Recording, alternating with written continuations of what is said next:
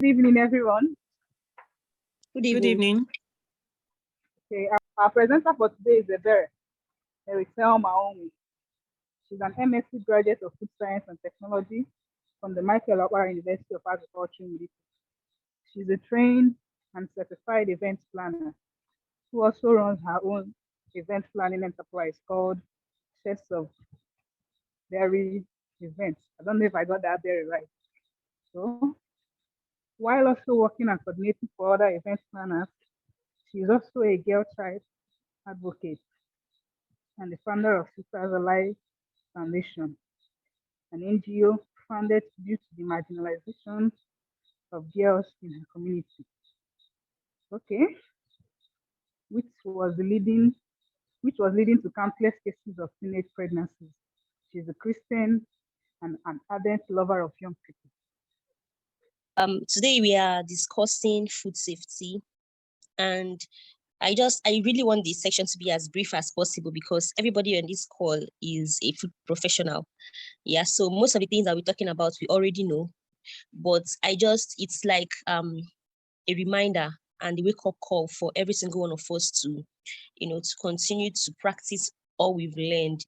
And then again, knowing that we're going to be sharing this thing on our YouTube channel, I also believe that persons who are not in the food sector are also going to benefit greatly from the short section that we'll be having this evening. Yeah, so we're talking about some of the most common ways foods can get poisoned.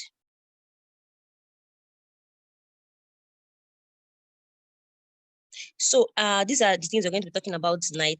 I'm going to be giving a brief introduction where I'll be stating some of the facts that has been shared by World Health Organization about food safety. I'm going to be giving the definition of food safety, sources of food poisoning, and then the most common ways foods can get poisoned. And then I'll also talk about the principles of food safety. We'll have a call to action, and then it will be a wrap for the night.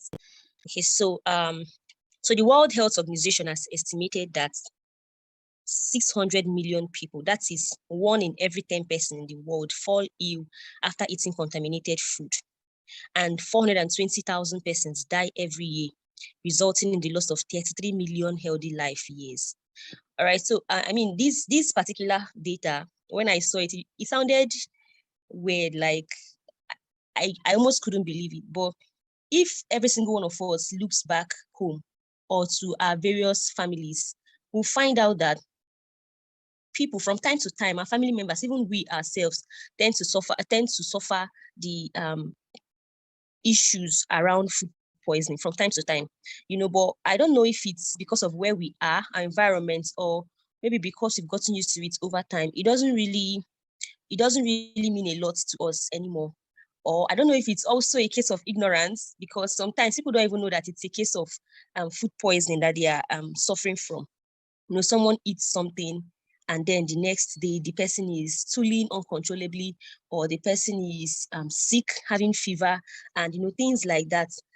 We need to understand that there are some persons who actually die as a result of the ripple effects of food poisoning. Maybe things from bacteria infection, or even dehydration from stooling and loss of blood and things like that.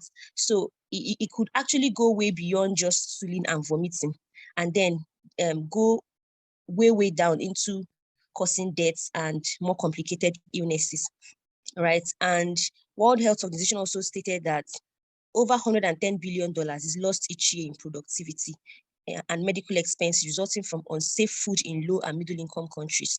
Because when people are sick, they are not able to work, they're not able to give their best. And as a result of that, even the little savings they have that would have been invested into the economy goes into medical expenses, right? So this thing is even beyond our health. If we find out that it also affects the economy of individuals and even the national economy as well.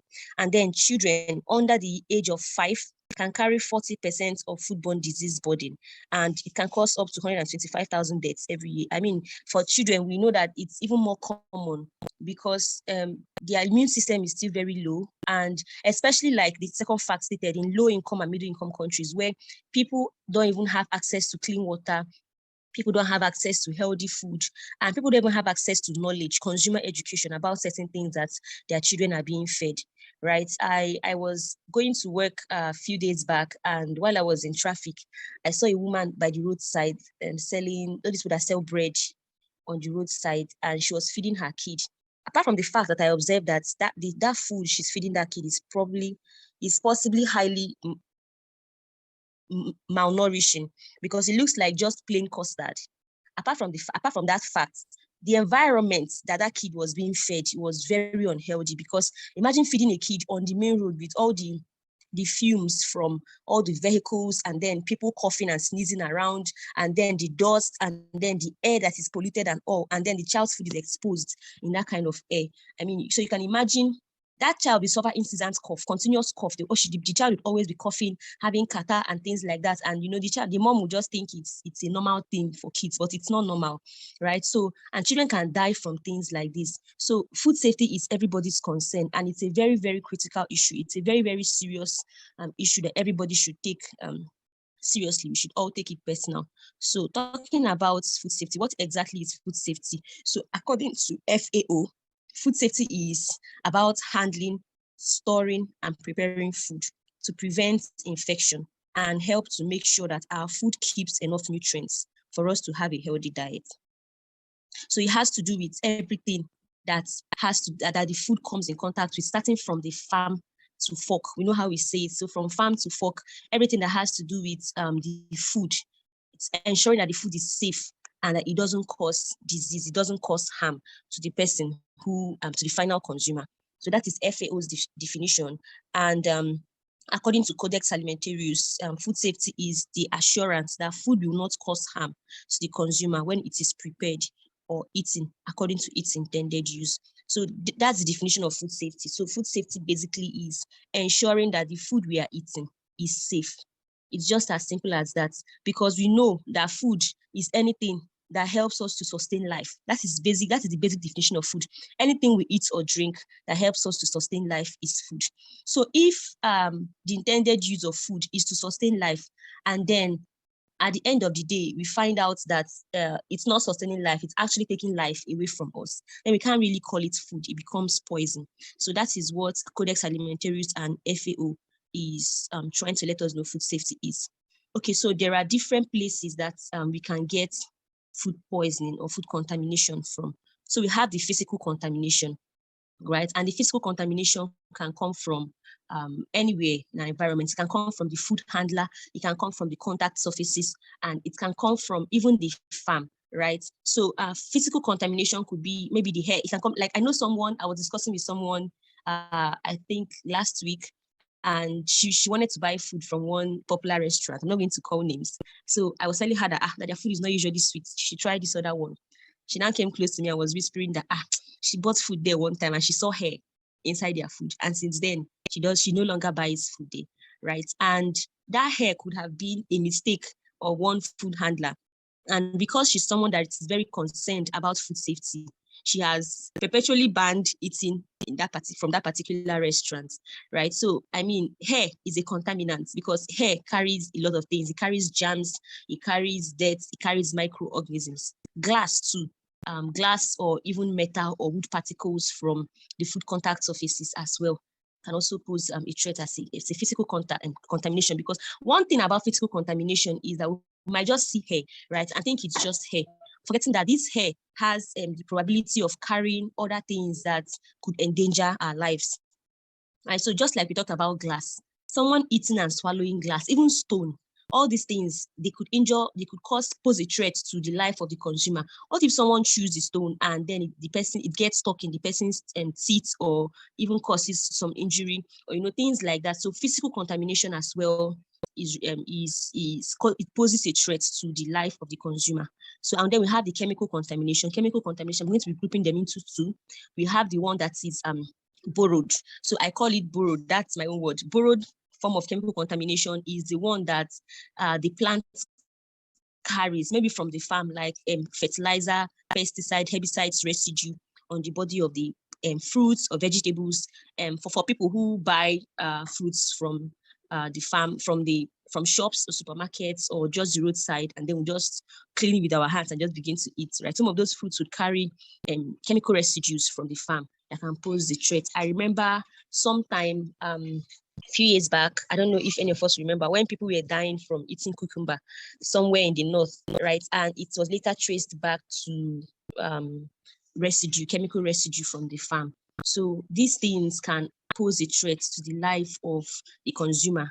And the other type of chemical contamination I was talking about, it's not, okay, yeah, it's a contamination, but it's not exactly a contamination. We all know about toxins in food, right? We know about phytochemicals, and we also know about toxins like the mycotoxins that we have in legumes and pulses, right?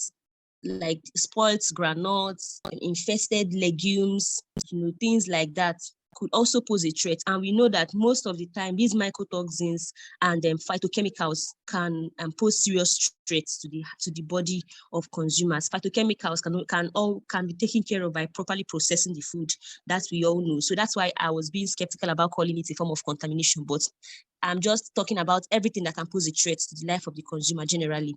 So phytochemicals in plants like phytates and other things like that can inhibit the ability of our body to metabolize certain nutrients. So when foods are not properly processed like they should be processed, the chemicals that are naturally present in the plants can pose a threat to the life of the consumer. That is why it's important to cook food properly before eating. Something like cassava, for instance, that has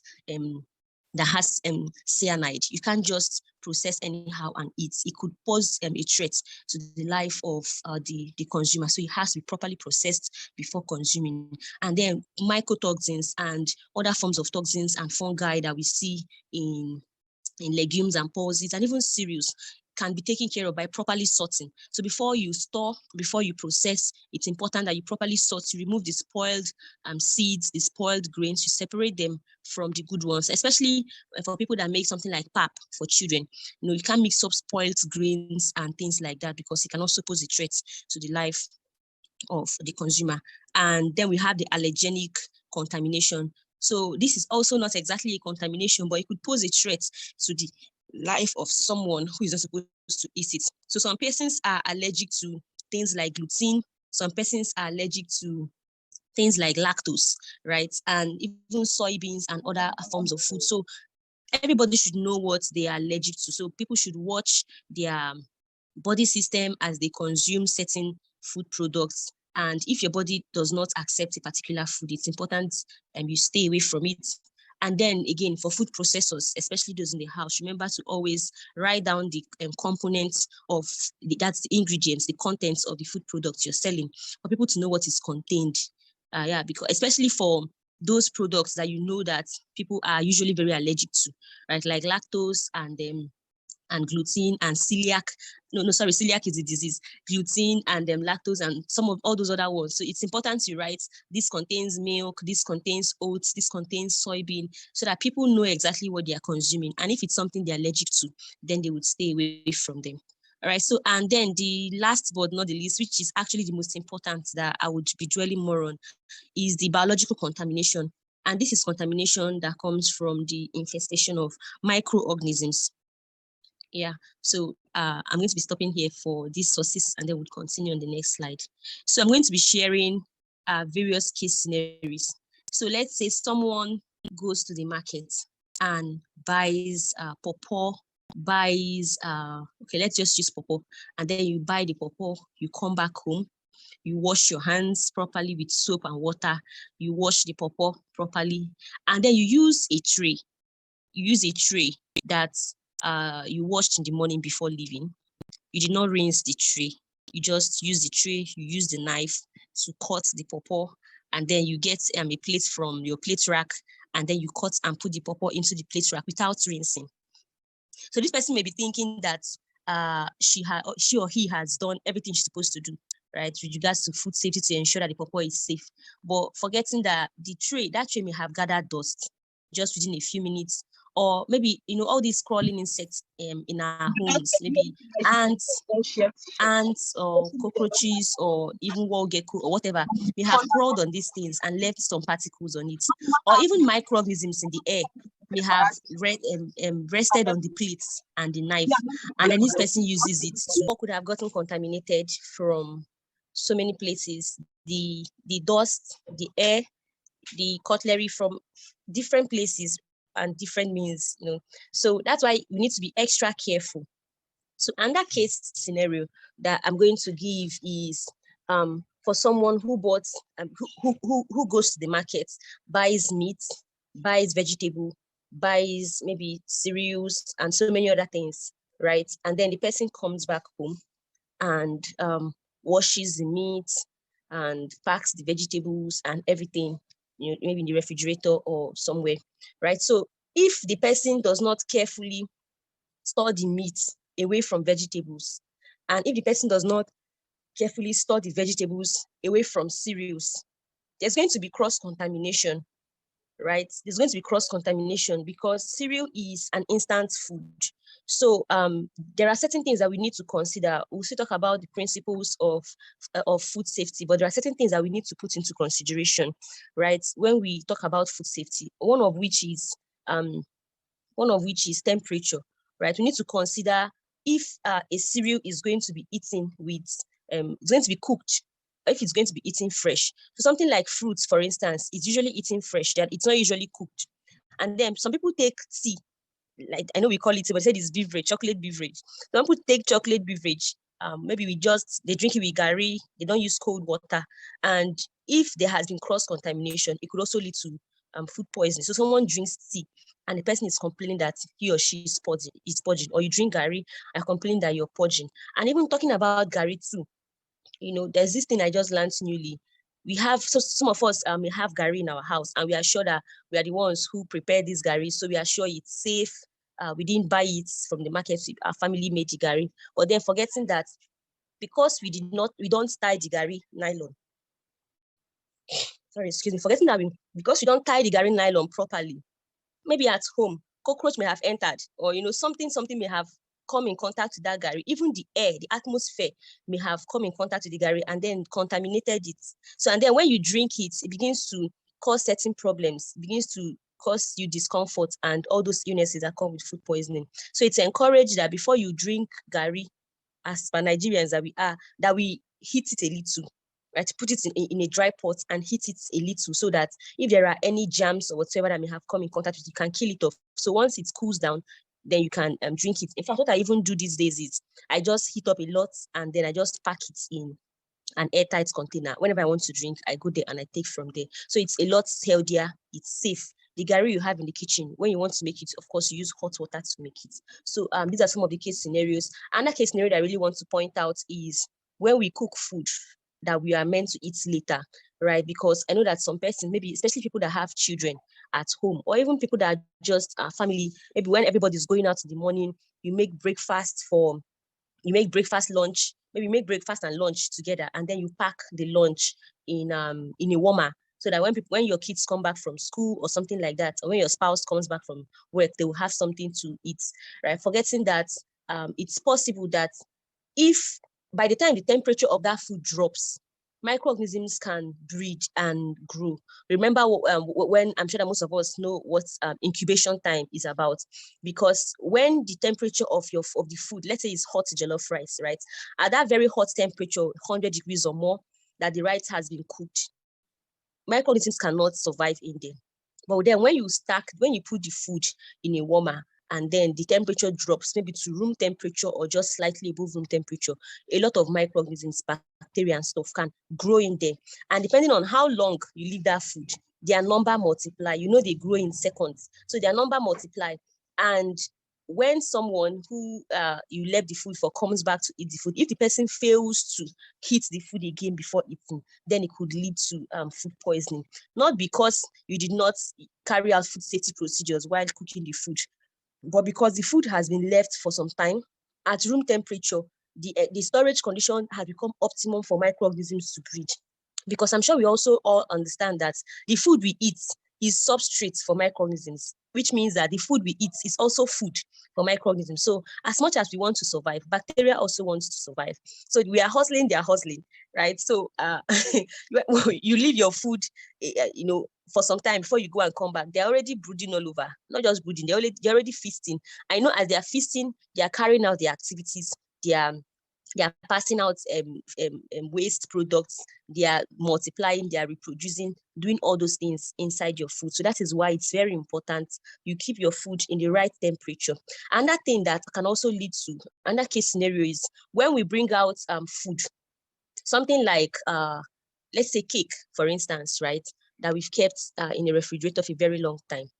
When you bring out cake from your refrigerator, you don't heat it, you don't warm it. So maybe when it's in the refrigerator or maybe in the freezer for people that freeze their cake like me, certain microorganisms will not survive there because of the cold temperature. But while thawing, the temperature goes up to room temperature. And so microorganisms begins to feed on that cake. So it's possible that the cake that you've kept over time, right, even though the person that baked it carried out every necessary food safety procedure, but because of the storage condition being the temperature, the moisture, and everything we need to understand that the nutrients in that cake is very, very palatable to microorganisms. So they will also want to feast in it as well. So once temperature goes up to high temperature, that is to room temperature, then the microorganisms begins to feast on it as well, and then it begins to pose a threat to the life of the consumer. So this goes on and on with every food product. So from everything I'm saying now, we must have understood that heat, right, or temperature is one thing that we can play around when we want to make sure that our food is safe, right? So when you want to ensure that food is safe, you have to make sure that the food you're eating is in the right temperature. Although the truth is that most of the time some of the foods we eat, especially these ones we buy on the roadside,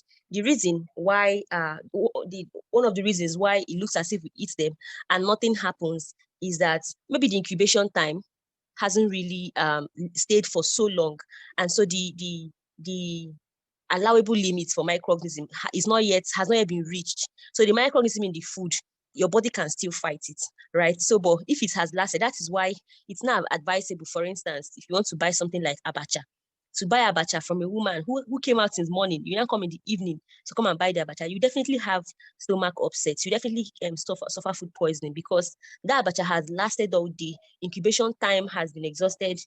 A permissible limit has been reached and even exceeded. So it's definitely going to cause food poisoning to us. Yeah, so that's about that. But I also want to point out something, that there are some times that we may even have food poisoning and not really experience the symptoms, right? So it's possible that you eat a food product that is poisoned and you don't even experience the symptoms, right? So we know that some persons can even carry Salmonella typhi for a very long time and they don't experience the symptoms of Salmonella typhi. And then over time, these things begin to accumulate, and then before you know it, you have very high typhoid fever, right? Because of the accumulation of these things and then their continuous activities in the body. So that is why we need to be very, very careful. So talking about the principles of food safety, so according to CDC, there are 4 things that we need to do to ensure that food is safe. So the first thing is cleanliness, and cleanliness involves washing of hands, washing of food products.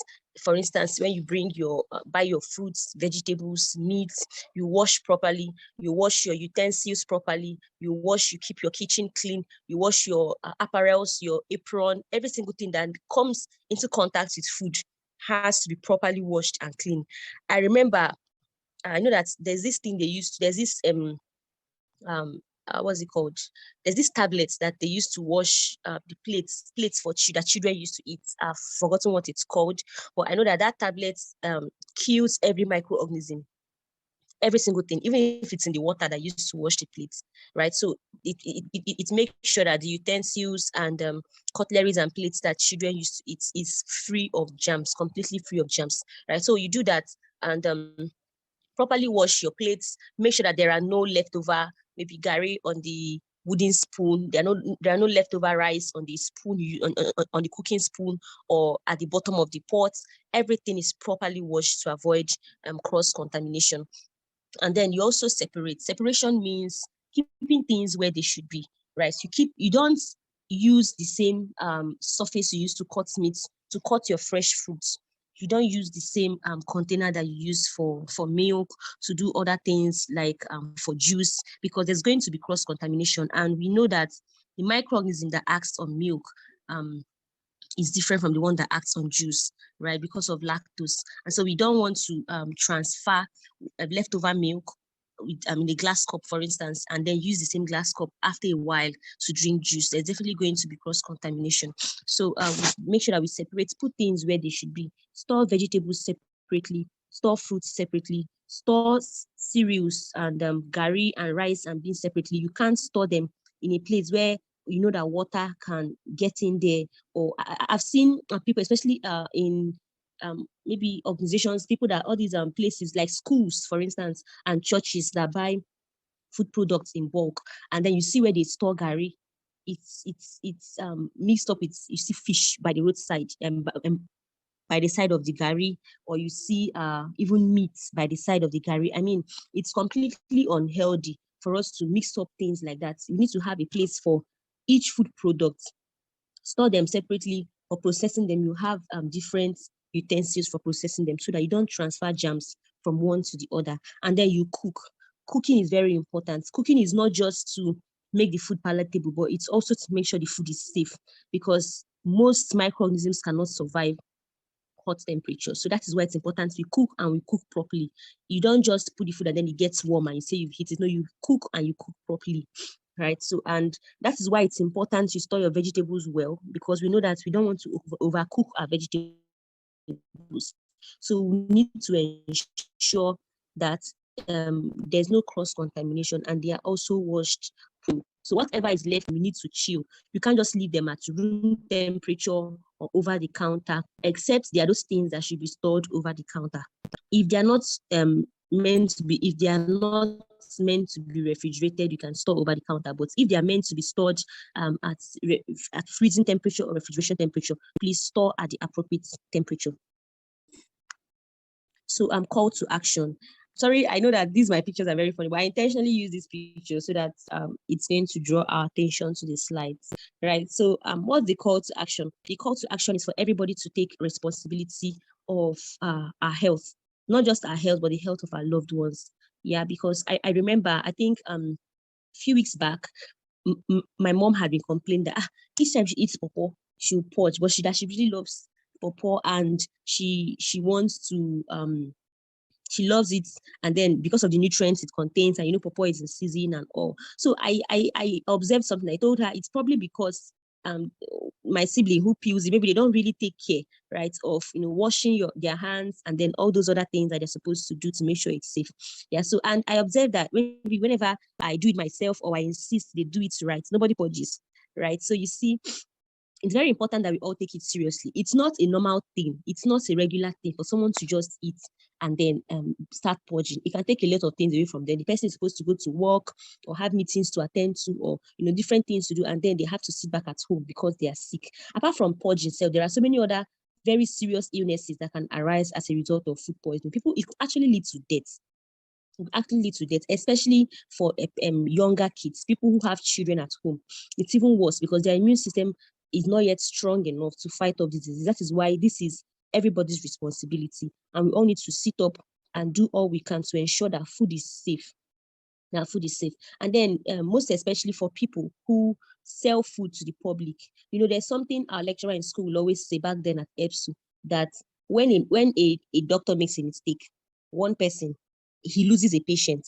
But when someone in the food sector makes a mistake, before you even say Jack, a lot of consumers' lives have been lost, right? Even though we know that most producers use batch number and things like that to be able to trace food products. But then what if a whole family has eaten that thing and then every single one of them ends up in the hospital, or even worse, ends up dead, right? So we all need to be very, very careful. Anybody in the food sector needs to be very, very careful.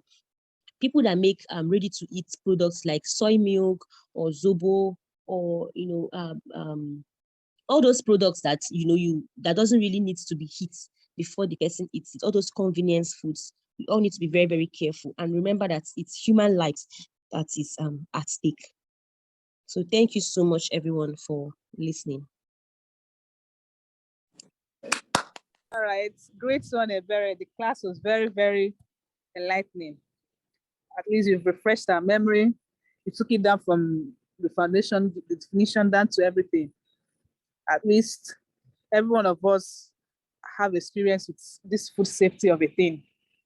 With this, you've been able to enlighten us the more. I love the class. I love the real life examples you used. You get your personal examples and the example, even the pictures. You say they were funny. They were not funny to me.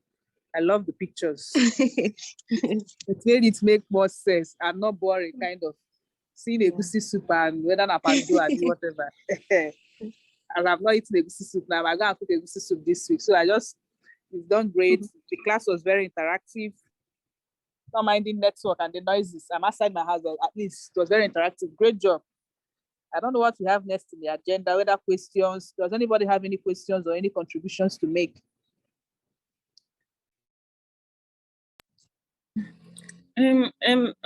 Mine is just a comment.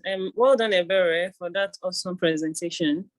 It was an interesting one, seriously, because this food safety of a thing, the issue is something that everybody needs to come out and start preaching. And it's funny how much gap that, as in the gap we have that exists when it comes to foodborne illnesses and the rest of it. So thank you for that awesome presentation. And for the wonderful pictures, I was here salivating. I was here salivating, seriously. But I kind of, I don't know, something just occurred to me because, when you were making your presentation, you gave case scenario of street foods.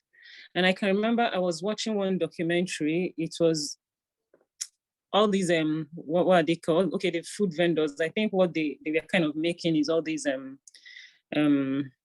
easy buns and donut and the rest of it. And the way it was kind of being handled, I think the person, the normal kneading that, what is it called, that flour needs to undergo when it's yes, mixed with water. It was funny that the person had to use his feet to knead on a bare floor. And I was like, wow. So this is actually something at the end of the day, they brings it out and we all consume. Then I can remember cases of people selling food on a drainage. And I'll be like, where are we headed to? So thank you for bringing this to, at least you brought it back to our memory, and it's a wake-up call, like you said. We all need to get up and walk and start preaching, sensitizing people on good hygiene practices when it comes to food handling and the rest of it. So congratulations. Thank you. Thank you. Okay, I sorry, I missed a lot because of network.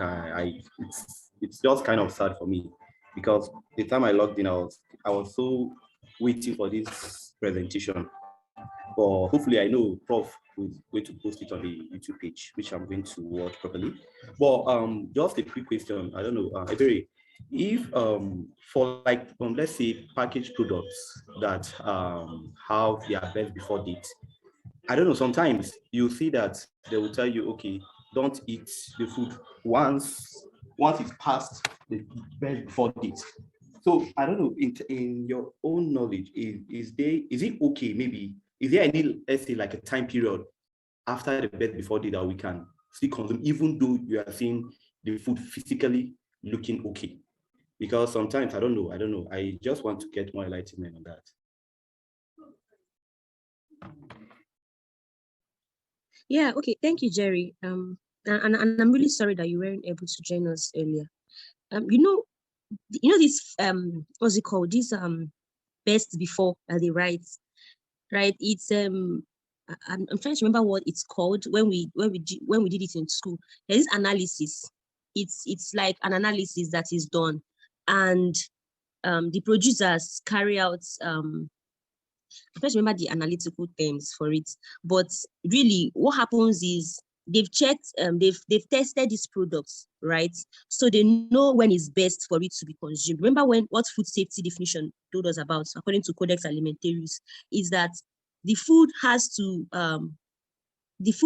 be safe to be able to carry out its intended use. And I also established the fact that the intended use of food is to sustain life. So any food producer, I'm sure that every food producer has the intention to help sustain life. Every single food producer, that should be like the number one goal of every food producer, to help, because that is the ultimate goal of eating and drinking, right? So anything that does not sustain life, anything that is taking life away from us, is not food. So these people have carried out these tests, and they've determined that within so and so period, this food is safe, it's going to sustain life, it's going to help, it's going to supply so and so nutrients, and should be eaten within that period. So if a consumer decides that, okay, so because this thing is best before this, so it's possible that it's still good, which is true. It's also very possible that the food hasn't really gone bad after after that particular date. But then we need to also understand that these producers have their reasons, right? So it's possible that the food has started undergoing, reverse reaction, and then maybe the what's it called, the contents of the food has started even reacting with each other, or whatever, something may have started going wrong, right, within the food.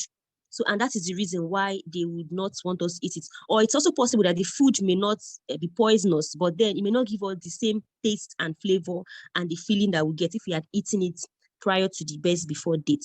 So at the end of the day, any food that any consumer decides to eat after the best before, it's completely posing a risk to the life of the consumer. It's posing a risk because the person who made this food has told you that it is safe to eat it before this particular date. So whatever happens is all up to the consumer, right? I know that Nono here, Chinom Soidam, she makes yogurt, right? And I know she has told me that her yogurt lasts, I think, 3 weeks. So after 3 weeks, whatever it is you see, you take. You can't come and tell her, the yogurt is tasting somehow, or it turned my stomach, or it did this, it did that. She has already told us that it has to just stay within 3 weeks, and after 3 weeks, you can't take it anymore, right? So we should check all these things. It's just like someone who you're asked to store a particular food at a certain temperature. In Nigeria here, we have store. We would see on the label where it's written store in a cool, dry place, or store at room temperature, or chill. But people keep it on their shelf. Some people even sell it under the sun, right? So all these things are going against the instructions of the producer. And what happens when you go against the instructions of the producer is that you pose a threat to your own health. It's just like when someone produces a car, right? And then they tell you, don't do this, do it this way, don't do that, do it the other way. And then you decide you want to do it the opposite way, that in the reverse way that they asked you not to. Whatever happens, it's all up to you, because the manufacturer knows the product better than even the consumer. I don't know if I answered the question. Yeah, you did. You really did. Thank you very much for that. You're welcome, sir. Okay, my hand shut down, baby. I see. Okay, thank you, Ebere, for that. Thank you, Jerry, for that question. It's actually a very good question. And Ebere, thank you for the justice you did to the question. I just kind of want to make a comment and then a match-up question. So that's what Jerry asked. You've already explained how best before, more like how safe it is, as more like before the best before dates is kind of it's still on the shelf, which means after the best before dates, the nutrients component and every other thing kind of changes. But then there are some products that you will see, as in there are some products that when you see them, you kind of see best before, that is BB. And then there are some that you see, it will be written expiry date. I kind of want to know, is there any difference between the two? If there is any difference, what is actually the difference between the two, the best before date and the expiry date? Yes, there's a difference. There's a difference between the two. Expiry dates, when they say it's expired, it means it's no longer safe. So that's like a red flag, a very big red flag that you shouldn't eat after this date. So but when they say best before, so it means it's best when you eat it within this particular period. But if you're eating it after, right, they're not saying it's going to kill you or anything, but it's at your own risk. per se. But that expiry date means you shouldn't eat it at all. But when it's best before, it means it is best eaten within this period because the nutrient is intact, everything is still intact, the sensory properties is still intact. Every single thing, every property of the food is still in excellent condition, and that is when you should eat. So eating after that period, you might experience changes or you may not experience changes, but then they would advise you, right? They would advise you to eat it before that day. So that's just the difference. But when you see expiry dates, it means you shouldn't eat at all. It's just a red flag. Automatically, that food has become poison. Okay, are there regulations? I'm sorry I'm dragging this. Are there regulations that indicates maybe some certain products that best before date should be used and expiry date should be used? I don't know. And other guys can help us as well. Maybe if there are some certain kind of product that we should use best before dates, and there are some kind of products that we should use expiry dates, or is it just from the manufacturer's what is it called, choice of preference? Abubakar is raising up his hand. Yeah, hello. Yeah, good evening. Good evening. Sorry about today. Today was just shitty. I don't know how to start. Sorry, I couldn't make it. Immaculate, my fine. I just started preparing my fine for coming late. No, well, Wait, Abu, okay. before you talk fine, like 5K. You know So that I will not argue. You No. must send the account me, send that money first. Okay. In addition to what Ebere said, the current regulations here in Nigeria is to make things easy and to simplify our own process. We tend to leave the regulations for best before dates strictly to food products. Since best before dates gives you an indication of the freshness, it gives you, like, shall I say, a timeline indication of, okay, this food is about to lose it's possibly lose its appearance, lose its taste, lose its color. So regulation currently insists for food, we use the term best before dates.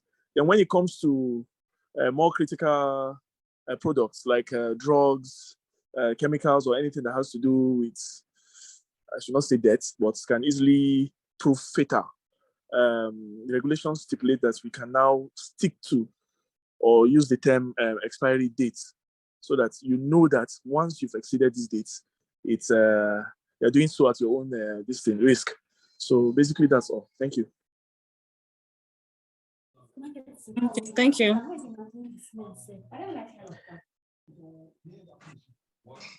Thank you, Prof. Thank you, Abubakar, for answering the question for us. You're welcome. Just a quick one. Because I remember the other day I went out and I went to buy a sausage roll. I wouldn't want to call the product, but then I found out that the best before date was more like the previous day. Yes, the previous day, and the vendor was still selling. So because I complained, she went in to bring a fresh one to sell to me. So in such situation, still the question, I'm still directing the question to Abu. In such situation, yeah, are there numbers we could call? Maybe, I don't know. Are there numbers to call NAFDAC to more like to come to our aid? And what do we do in such situation, at least to prevent other people that doesn't check those best before dates and the food labels from consuming such products? It's actually a character thing. I don't know how to put it. Nigerians are very tricky. I don't know, you've seen some manufacturers, even, or rather some food vendors actually editing the dates to suit their own needs. Your best before dates could be yesterday, and once the person sees the product already changing or approaching the best before dates, they will now begin to modify the dates and still sell, so long as it's obvious that the product is not spoiled. You understand what I'm saying, Prof? So basically, it's on us to just possibly report incidences of such incidences to regulatory authorities. I cannot say there is a general number. Hopefully, I can provide that info with time. But if you have access, you could possibly just take a photo of the product, then lay an official complaint. Even their social media handles, there's a complaints tab on the NAFDAC website. Their phone numbers, I would get that and possibly post for us generally. But any product that has gone beyond its best before dates is absolutely not recommended to be bought or sold. Please, thank you. Okay, sorry, in addition to what, in addition to what Abu was saying, you could also just walk into the state office, that's the NAFDAC office in your location. That can also be an addition. Sometimes, if you don't get through the social media methods, you can just walk into any of the offices and make a complaint.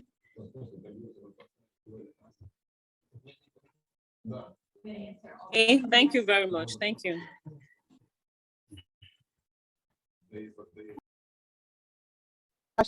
This topic on food safety, the best before, at least I've learned new thing now, because it's been long we were taught this expiry date and best before date. So it was a very good class. We'll be looking forward to the next train, and I know it will be so interactive too. I guess at this point, we can move. Okay, this is not a meeting. To say we'll move the motion to adjourn the class. Emma, what next are we going to do, or should we call it a day? Yes, we'll certainly call it a day. Yeah. Okay.